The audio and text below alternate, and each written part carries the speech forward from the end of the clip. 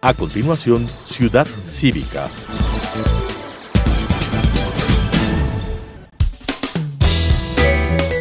Clasificación B, bajo supervisión de un adulto.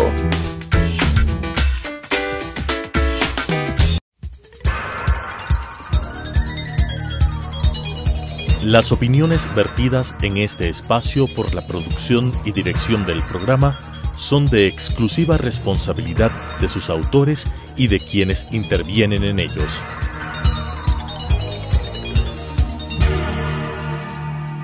Telesucesos Canal 29 UHF presenta Ciudad Cívica, porque todos somos ciudadanos. Javier Buendía. Ciudad Cívica. Bienvenidos nuevamente a este diálogo ciudadano, porque todos somos ciudadanos. Ciudad Cívica en Televisión es el espacio ciudadano de discusión sobre la situación de la ciudad, que se escenifica desde los contenidos del proyecto internacional Ciudad Cívica, del Centro de Observación Ciudadana.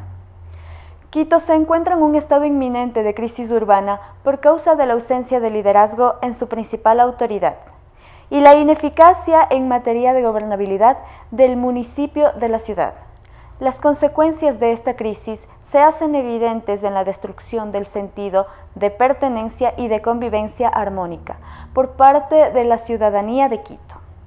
La extinción del principio de autoridad y del cumplimiento del principio de ética pública son dos evidencias del actual estado de cosas en la ciudad. ¿Es posible la reconstrucción ética del gobierno de la ciudad? ¿Es la integridad pública, la probidad, elementos esenciales para recuperar la confianza, el sentido de pertenencia y la convivencia armónica de la ciudad de Quito? ¿Qué elementos esenciales debe contener la recuperación del liderazgo en la ciudad? ¿Qué rol debe cumplir los ciudadanos en la regeneración democrática de Quito para convertirla en la ciudad cívica? Para encontrar las respuestas a estas interrogantes, hoy nos distinguen con su presencia Federico Pérez Intriago, exprefecto de Pichincha, y entre otros cargos públicos y privados de su destacada trayectoria. Nuestro tema ciudadano de hoy es perspectivas para recuperar a Quito del estado de negligencia. Para iniciar el diálogo, Javier Buendía, director del programa. Bienvenidos. Bienvenidos nuevamente. En esta segunda fase de Ciudad Cívica en construcción, porque todos somos ciudadanos, partiendo de las conclusiones que hemos establecido respecto de la inminencia de una crisis urbana, sus resultados, sus consecuencias, sus antecedentes y la problemática prospectiva, queremos ir hacia otra fuente relacionada con la posibilidad no solamente de la línea de interpelación cívica que la ciudad conoce, estamos llevando adelante por 44 meses ya, sino también en la proyección de el qué hacer, hacia dónde vamos, la hoja de ruta de la ciudad, en la lógica de que el proyecto y la visión pueda establecer sobre todo una responsabilidad específica, clara y concreta de los ciudadanos hacia los ciudadanos sobre la base de la cefalía del gobierno. En eso hay dos elementos fundamentales que rescatar. El primero, el tema de la probidad, y el segundo, el de la posibilidad concreta de que en materia del ejercicio del principio de autoridad, la ética pública sea el principio imperante.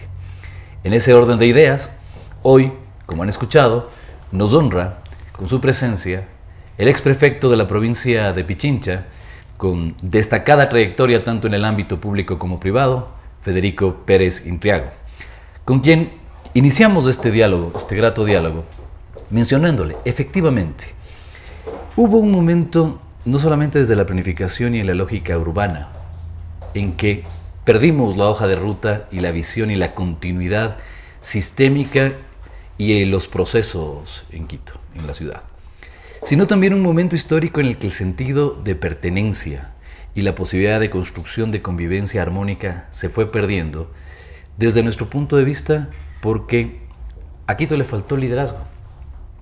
A Quito le faltó la posibilidad concreta de seguir siendo el polo de desarrollo más importante que tiene el país. Adolecemos de figuras, adolecemos de personas probas que puedan generar esa reconstrucción o es el momento para empezar a retomarlas? Federico, bienvenido. Gracias, Javier, muy gentil. En el año 1996, cuando tuve el honor de ser candidato a la alcaldía de Quito, uno de los conceptos más claros de mi campaña fue el procurar entregar a Quito un proyecto de desarrollo integrado, integral, para los próximos 50, 60 años. Porque me encontré, cuando yo buscaba información, precisamente para efectos de la campaña, que no había un plan maestro de agua potable, no había un plan maestro de alcantarillado, perdón, un plan maestro de vialidad y, por supuesto, transporte, etc. Y eso significaba que cada uno de los alcaldes que entraban al gobierno seccional hacían lo que podían de acuerdo a su criterio. Entonces, claro, y eso es correcto de pensar, porque cada periodo con un nuevo alcalde se inaugura, obviamente, y así lo hemos visto, se inaugura un nuevo sistema, una nueva posibilidad de desarrollo, y no hay continuidad en un proceso y en un proyecto, porque no existe este plan maestro general. Y eso es algo grave, y eso determina finalmente, en el concepto de mi entendimiento, que la política que se permite entrar en el desarrollo de la ciudad de Quito obliga precisamente a tener candidatos políticos y no candidatos administradores. Y hay que diferenciar una cosa. Cuando uno habla de la prefectura y habla de la alcaldía de Quito, Javier, habla de, sin duda alguna, emprendedores, habla de administradores por sobre todas las cosas. Entonces, claro, lo que sucede es que llegan al poder y, claro, hemos visto, pierden primero la consistencia en el Consejo, porque, claro, es un proceso político y no se lleva adelante un proceso, repito y redundo mis palabras, de hacer de Quito una ciudad para vivir, como fue además declarada hace muchísimos años, Patrimonio de la Humanidad y la ciudad para vivir. Quito fue, como bien lo dice usted, un referente no solamente de organización, no fue solamente un referente de ética, un referente de quererle a la ciudad, de sus ciudadanos nacidos y por sobre todo no nacidos de aquí. Decíamos por broma de los quiteños residentes en Quito, de la colonia de quiteños residentes en Quito, decíamos que hay muchos más conceptos de cariño por la ciudad de los que vienen a vivir en Quito que los mismos quiteños. Pero eso se complicó más todavía. De manera que lo que hay que entender, como yo veo las cosas, es que fundamentalmente la gente debe buscar un administrador, no un político. Bueno, obviamente tiene que participar como político, pero tiene que buscar el perfil de administrador, sin compromisos de ninguna naturaleza, que haya tenido un historial de probidad absoluta y, por supuesto, de ejecución empresarial, y al mismo tiempo, si participó antes en funciones públicas, que haya hecho una buena labor.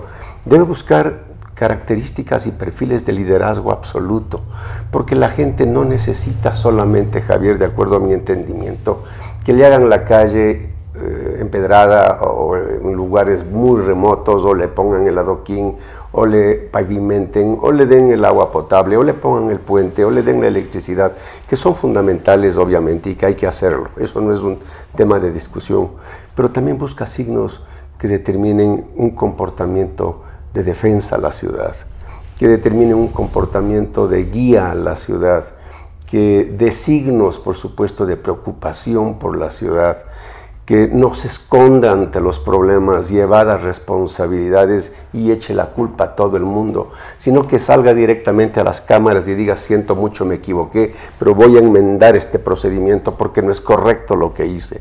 Esos eran signos que antes determinaban que la gente, por esas mismas razones, querían y creían en su alcalde y en Quito, y en su consejo por sobre todo. Hoy día los concejales piensan más en sus partidos políticos y en el beneficio de cómo hago que el próximo alcalde tenga un sucesor de mi misma línea, sin importar lo que pase en la ciudad. Ganan sueldos astronómicos, que también hay que entender como una base fundamental del por qué no existe cariño por la ciudad. Muchos entran y dicen: bueno, voy a tener mi carro, voy a tener mi chofer y voy a tener mi sueldo que excede de largo con lo que hoy día gano. Y esos son conceptos que obviamente desdibujan el por qué quiero entrar a ser concejal, para servir a la ciudad o para servirme de la ciudad en términos de orden económico.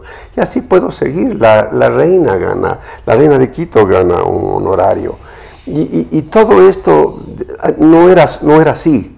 Y todo esto significaba que las cosas por estos mismos motivos cambiaron. Yo escuché un día, y con esto quiero simplemente hacer una reflexión de fondo, y a mí me pasó lo mismo en la prefectura. Los consejeros de aquel entonces y los concejales ganan en proporción de lo que el alcalde gana de su sueldo mensual, por sesiones, y por cierto esto prorrateado para el número de sesiones en cuanto al sueldo del burgomaestre o del prefecto provincial. Y claro, cuando yo entré el primer día, los consejeros muy gentilmente dijeron: señor prefecto, usted está ganando muy poco, debe ganar muchísimo más. Y me acuerdo, me subieron el sueldo de 2.000 sucres a 5.700. Yo les dije: yo no necesito ganar 5.700, con franqueza. Y ellos dijeron: sí, es que usted tiene que ganar.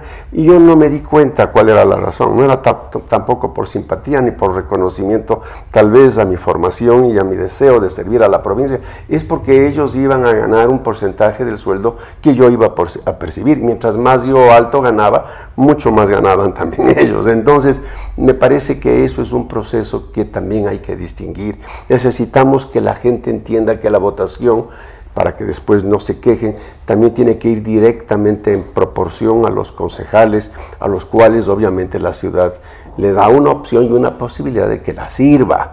Y tiene que ser el voto muy reflexivo y decir: esta gente también tiene un comportamiento diferente. Yo digo lo siguiente, Javier: ¿qué pasa cuando uno le pregunta a cualquier ciudadano cuántos concejales tiene la ciudad de Quito? No sabe. Y si le pregunto más: ¿y quiénes son? Peor, ninguno se distingue. Ninguno sale a decir a la ciudad: señores, esto está mal, porque simplemente hay internamente componendas. Que me disculpen, pero es la verdad, pues hay que decirle a la ciudadanía con franqueza. Y eso hace que la ciudad obviamente vaya bajando en su ritmo, no solamente a nivel nacional, sino en su ritmo de percepción de la ciudadanía, de que aquí no pasa nada, de que aquí ya la indolencia es el pan de todos los días. La despreocupación, la intolerancia de parte de las autoridades también es el pan de todos los días. Va la gente al municipio a preguntar qué cosas pueden darle, qué cosas pueden ellos participar para que los barrios tengan un mejor sistema de vida. Javier, ni los reciben. Y eso también causa un poco de desagrado y una conmoción interna en la comunidad llana. Porque claro, en campaña es una cosa como todos conocemos y luego es otra cosa. En definitiva, yo opino que la situación de Quito es bastante complicada. No solamente porque se nos hace complicado llegar de un lado al otro, que ya estamos hasta la cabecilla, directamente en los problemas que mantenemos. Pero lo que sucede con los quiteños que amamos a Quito y que queremos a Quito es que no existe un liderazgo fuerte, un liderazgo formidable que nos enrumbe y nos diga: bueno, este es el proyecto, vamos a pasar una especie de dificultades momentáneas, pero vamos a llegar finalmente a concluir con que el Quito será el Quito de siempre, el Quito que además ya no debería entenderse como el Quito metropolitano deshumanizado, sino la muy noble y muy leal ciudad de San Francisco de Quito, donde todo es solidaridad y todo es al mismo tiempo amistad, al mismo tiempo es bondad, es reflexión y ayuda sin ninguna realidad más allá de quererle a la ciudad. Destacando el tema de este diagnóstico preciso, Federico, la cooptación que se ha producido del tema institucional, del alma mater desde el punto de vista de la gobernabilidad que representa el municipio, a ser un gobierno de cercanía para la ciudad, está determinado ya en temas absolutamente concretos.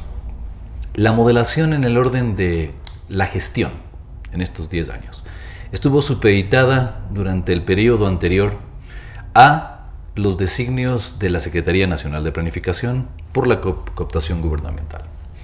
Se mencionaba que vientos de cambio se aspiraba desde mayo del 2014 y resultó peor el remedio que la enfermedad, porque el modelo de gestión que se le ha exigido al actual alcalde de Quito, no hay noticia ni novedad de su existencia.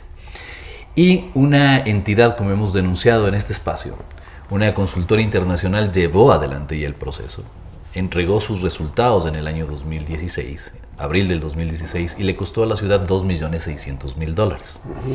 Y hasta el día de hoy no se ha publicado una coma al respecto. Pero mencionando sobre todo, hay otra lógica de incumplimientos compartida. Porque si el 226 de la Constitución señala con toda claridad que uno de los principios básicos de la administración de justicia es la eficiencia, ya por ahí, tanto el alcalde como el propio consejo entran en un incumplimiento de orden constitucional y legal. Pero también hay otro relacionado con el tema de las responsabilidades que, más allá de que hayamos estado o no de acuerdo con la Constitución 2008 antes de que ésta sea aprobada y promulgada, respecto de la ciudadanía. Se habla ahí con toda claridad que también se exige una línea de fiscalización del orden del poder público, teniendo una lógica que vaya más allá de la participación per se, hacia la incidencia real. Y si hemos, como usted bien ha señalado, generando ya estas posibilidades de que cada vez el concepto de ciudadanía, incluso más allá de lo político, yendo hacia lo cívico, se ha ido perdiendo, degradé, por una incluso análisis de orden sociológico de lo ocurrido a nivel nacional, en donde hubo casi un mayoral de Hacienda manejando cada una de las decisiones, hasta de lo intrafamiliar en el Ecuador. Creemos que no puede imperar ni el desperdicio en la casa del pobre en época de crisis, ni tampoco puede imperar la zona del síndrome de la resignación. Y creemos que evidentemente hay una línea de baluartes que estableció la ciudad hace mucho tiempo, sobre todo tomando como punto de partida el regreso a la democracia en 1978. Ahí hubo una impronta de liderazgos que efectivamente surgieron y que le dieron un margen de estabilidad que usted ha reflejado con toda claridad. Vio usted el tema del proyecto de desarrollo hace más de 25 años, la posibilidad de un plan maestro. Estos eran los temas que se discutían en Quito antes y que efectivamente hoy estamos discutiendo otros porque es la cotidianidad la que nos absorbe y su problemática. Pero sobre todo esta parte de la defensa y guía de la ciudad. ¿Cuál sería ese punto de partida que le permita, en primer lugar al quiteño, por nacimiento o por nacionalización, el tema de la recuperación de ese sentido de dignidad que vaya a la recuperación del sentido de pertenencia y a lo armónico en sentido de convivencia? Definitivamente el que viene a vivir en Quito viene complacido a vivir en Quito, y eso es una cosa que se la ve en los barrios donde caminamos, la gente con la que conversamos, los trabajadores de las empresas que conmigo tienen relación dentro de lo que yo manejo empresarialmente. La mayoría son de fuera de Quito y están complacidos y están gustosos. Nunca se imaginaron, por supuesto, que llegarían a barrios como la Pizulí, como la Jaime Roldós, en términos todavía ahora mejores de lo que fueron hace 20 años. Pero barrios que existen en Quito que todavía no tienen agua potable. Hay barrios en los cuales uno no puede ingresar sino caminando porque no existen calles. Hay barrios en los cuales no hay electricidad, pero seguridad. Y claro, cuando usted suma todo esto y tiene como 300 barrios en Quito de los 1700 y pico que no tienen escrituras, sus gentes obviamente no tienen la menor posibilidad de mejorar su estándar de vida, entonces comienza usted a entender que cuando vinieron a Quito con esa expectativa de querer a la ciudad, venir a la capital es cosa seria, porque es finalmente la capital de los ecuatorianos, es mi ciudad donde uno quiera que esté o donde uno quiera que nazca. Pero claro, se encuentran con que viven peor donde vinieron. Se encuentran que no existe una reposición de su esfuerzo, de su cariño por la ciudad, de su mentalidad al venir aquí, de decir, bueno, me voy a vivir en un mejor lugar, de parte de las autoridades. Se van defraudando, van dejando de quererle a la ciudad. No les importa que la agredan a la ciudad. Son capaces desde el día de mañana botar los desperdicios en la calle, como el día de mañana también violar procedimientos de normas estrictas de convivencia general aplicables en cualquier ciudad del mundo. Porque claro, no encuentran de parte del otro lado la preocupación correspondiente para que ellos puedan vivir mejor. Lo que pasó con el agua, que estábamos comentando antes de este programa, es una cosa que no se puede entender que haya sucedido. Claro, la gente que sufrió esas consecuencias dice, pero Quito, ¿qué me da? ¿Qué le doy yo a Quito? Pero a cambio, ¿qué es lo que me están dando? Irresponsabilidad, muy bien puesto de acuerdo al conocimiento de la Constitución, debe haber eficiencia, pero lo que aquí veo es ineficiencia absoluta, despreocupación, falta de contacto con la comunidad, y sin embargo tienen miles y miles y miles de empleados, que no estoy en contra de eso, pero que determina, más allá de analizar el presupuesto del Consejo Municipal, cómo se maneja, por lo menos que esos miles y miles entiendan que tienen una obligación fundamental, primero de quererle al municipio, si es que son empleados del municipio, con pasión, porque hay que ponerle pasión a las cosas, Javier, ¿no es cierto?, como en todas las cosas de la vida, pero al mismo tiempo entregar lo que más puedan en favor de la comunidad, la que paga sus sueldos. Y eso no es un tema que simplemente yo lo digo, es un tema que se perdió también, porque el que trabajaba en el municipio decía, yo trabajo en el ilustre municipio de Quito. Hoy dicen, trabajo en el municipio, y con desagrado. No me queda más que trabajar en el municipio porque falta trabajo en el Ecuador. No puedo encontrar trabajo. Ojalá que el alcalde de turno me dé un puestito porque yo lo ayudé en la campaña.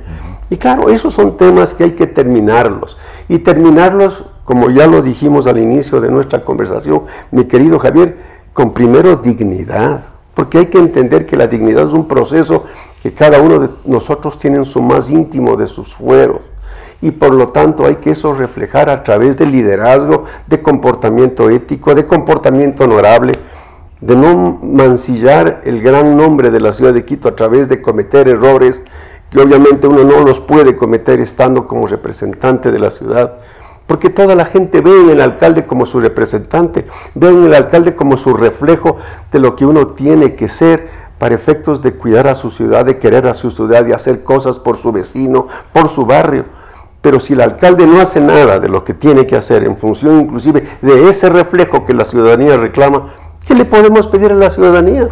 Dígame usted, ¿qué le podemos pedir a la ciudadanía? Aquí las autoridades creen, porque ese es el concepto mental que tienen las autoridades en todo lado de nuestro país, que hay que ser coercitivos, que hay que poner multas. Usted se pasa de 70 kilómetros por hora, tiene que poner multa, pero no hay educación, no hay un sistema que determine que hay un proyecto para que la gente entienda que eso es un comportamiento racional para evitar no solamente la seguridad de uno, sino la seguridad de los demás. Si usted bota la basura, tiene multa, pero no le educan al pueblo y le dicen por qué no debe botar la basura. Más bien debe haber conceptos y comportamientos positivos de entregar a la ciudadanía premios por su comportamiento. Dale a la ciudadanía la posibilidad de decir, usted tiene el mejor barrio de Quito, no tenemos un solo problema con su barrio, por lo tanto usted tiene derecho a una exención de impuestos, porque usted ha dado demostraciones de que aquí no hemos gastado en mantenimiento, las alcantarillas están absolutamente limpias, usted no botó la basura para que en el invierno las alcantarillas se llenen, los sistemas de recolección de basura están funcionando adecuadamente porque usted separó la basura en forma correcta, por lo tanto usted va a tener un concepto claro de reconocimiento del pueblo quiteño a través del municipio, porque se le va a dar exenciones de impuestos o garantías fundamentales para nuevos proyectos y obras. Pero todo es coercitivo, todo es negativo. La gente no lo entiende así, es casi como en una empresa. Si usted no se comporta bien, tiene multa. No, hay que decirle, todo, si usted es buen productor, si usted es eficiente, si usted es cumplidor, si usted es respetuoso, tiene usted entonces un premio al final del año porque usted ha hecho a la empresa simplemente mejor. Si es que cambiamos esa mentalidad, si tenemos un alcalde que salga y que diga las cosas que debe decir, pero afrontando su responsabilidad, que diga cómo contrataron el metro, que diga cómo contratan las demás obras, con absoluta claridad y limpieza, y diga, aquí están los documentos, señores, pueden venirlos a ver cuando ustedes deseen. Yo tengo una duda, y lo digo con absoluta franqueza, y no estoy acusando a nadie, que valga este programa. Si la Odebrecht pagó por contratos de 20, 30 millones de dólares la cantidad de dinero que pagó, y está comprobado, yo quiero que le investiguen a la Odebrecht con respecto al contrato del metro, porque ese sí es un contrato fuerte. No estoy diciendo que algo pasó, pero esas cosas son las que desmoralizan al pueblo. Esas cosas son las que desmoralizan a la gente.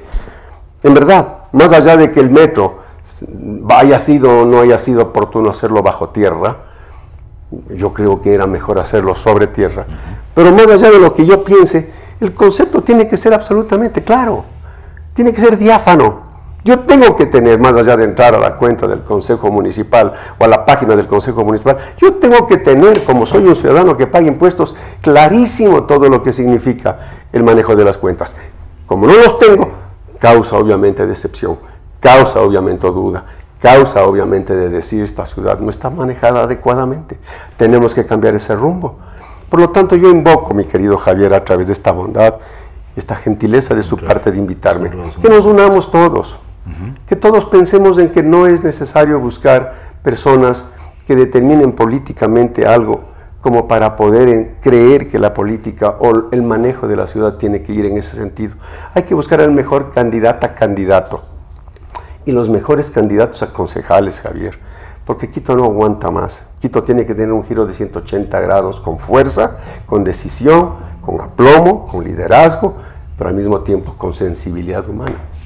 El estado de negligencia imperante en la administración municipal en su conjunto determina que esta posibilidad, esta invocación de unidad que usted acaba de hacer, Federico, y al contrario, nosotros somos los honrados de haberlo recibido en este espacio. Gracias. Debería pensarse ya en cosas un tanto concretas.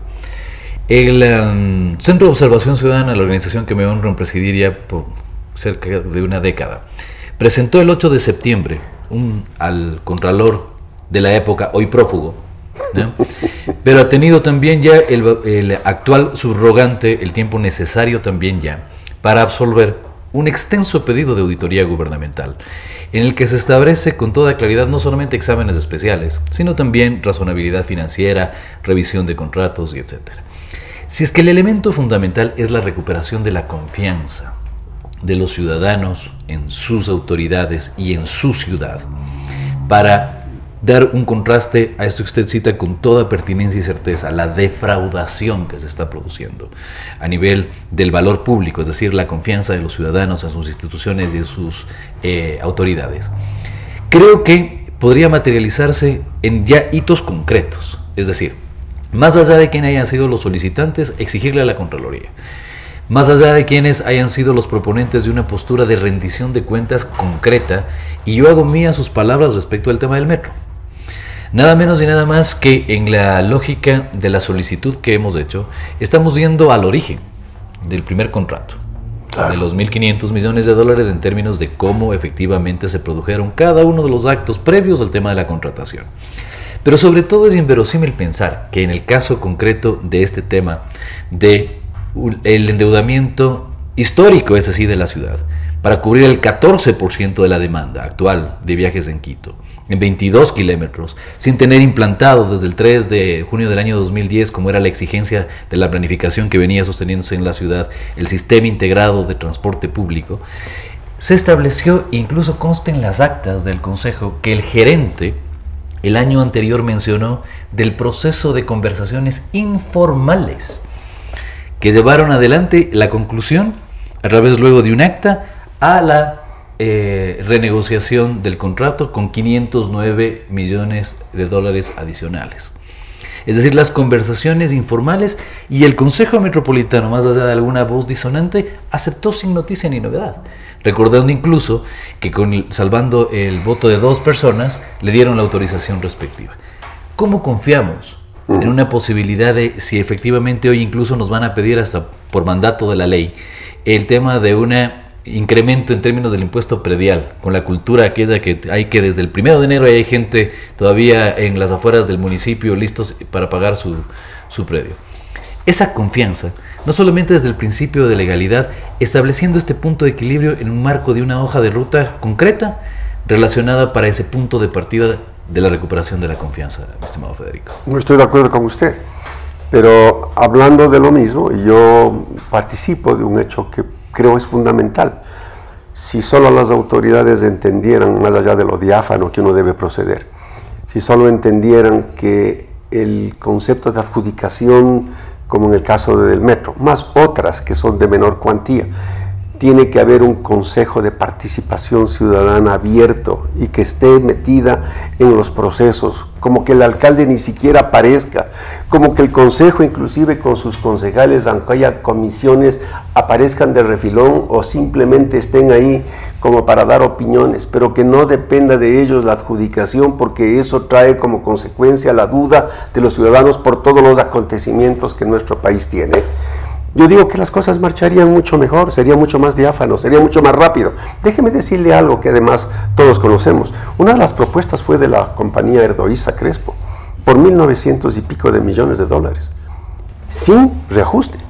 Si usted toma en consideración que hoy estamos sobre los 2.000 millones, yo creo que la compañía, no estoy diciendo que lo haga, Erdoiza Crespo muy bien podría mañana reclamar cualquier condición que determine de que se revise ese contrato, porque ellos propusieron, si es que así fue la cosa, mucho menos de lo que hoy día está costando el metro, sin revisión. Por lo tanto, eso es un absurdo que también hay que conceptuar y considerar. Usted no puede adjudicar, de hecho, a una empresa, cualquiera que ésta sea, por un precio menor, y terminar siendo muchísimo más que la segunda que quedó en la competencia. Por lo tanto, ahí hay algo que revisar. Y eso es lo que está pasando permanentemente. Pero más allá de eso, que se haga el metro. Apoyemos todos al metro, porque finalmente es parte de nosotros los quiteños. La parte fundamental de todo esto es cómo va a manejarse el metro. ¿En qué condiciones se va a manejar el metro? ¿Van a creer ellos que todo tiene que ser regalado porque tiene que pagar un favor político porque quieren ser elegidos la siguiente vez? ¿Van a poner los precios correctos y justos? ¿Por qué no se pensó en llegar a Carapungo? ¿Por qué no se pensó en llegar a Calderón? ¿Por qué no se pensó en llegar a Cutuglagua? ¿Qué va a pasar con todos los barrios, como todos conocemos, del este y del oeste? ¿Se van a vincular a través del cable este que están pensando en hacer? Que dudo que lo hagan, y si es que lo hacen, ¿es suficiente? ¿Por qué no se hace antes que determinar que el metro se va a concluir dentro de, ojalá en el menor tiempo posible, no sé ni cuándo, cómo se va a componer la ciudad a través de las vías de comunicación del este al oeste, del oeste al este? Usted camina por la 6 de diciembre y usted no puede curvar ni a la derecha ni a la izquierda. Cosas como esas que perjudican el Parque de la Carolina es uno de los obstáculos para el tránsito del este al oeste, pero que no es tampoco de destruir el Parque de la Carolina cuando hay soluciones de hacer túneles. Es decir, todo esto determina finalmente, Javier, que aquí esas cosas se hacen porque a uno le da la gana de hacerlas, o porque viene un ingeniero y le dice, oye, ¿qué le parece, alcalde, si hacemos esta vía? Porque me parece que es importante. No se toma en consideración un plan maestro de crecimiento urbanístico adecuado, desarrollado en términos de los próximos 50 años. Déjeme dar un ejemplo, la Villa Flora. La Villa Flora sigue viviendo con ordenanza de 1950 de Villagómez, de Chiriboga Villagómez. Y usted ve que la Villa Flora tiene casas solamente de un piso, porque no se les ha ocurrido cambiar la ordenanza para que ahí se puedan construir edificios. Y obviamente el grado de concentración humana va a ser mayor.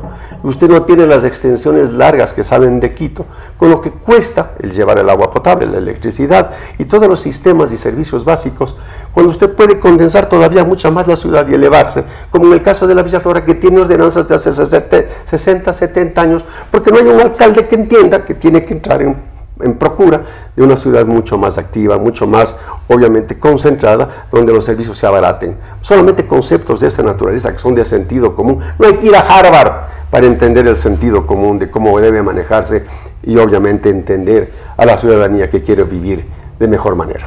Ni a lo vaina ni a hacer administración pública en los Estados Unidos. Así es. Porque el sentido común es casi innato.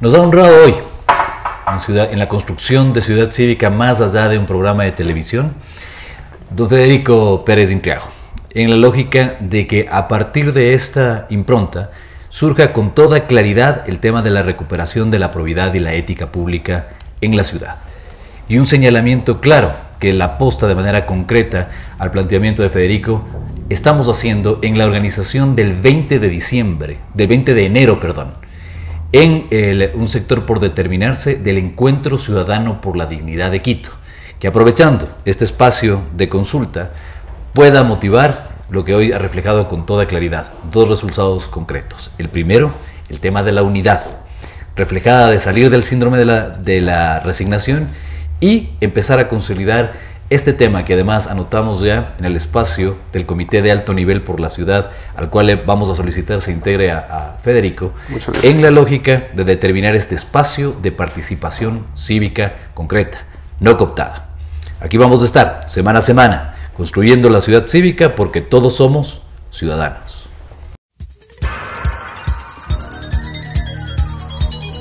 Las opiniones vertidas en este espacio por la producción y dirección del programa son de exclusiva responsabilidad de sus autores y de quienes intervienen en ellos.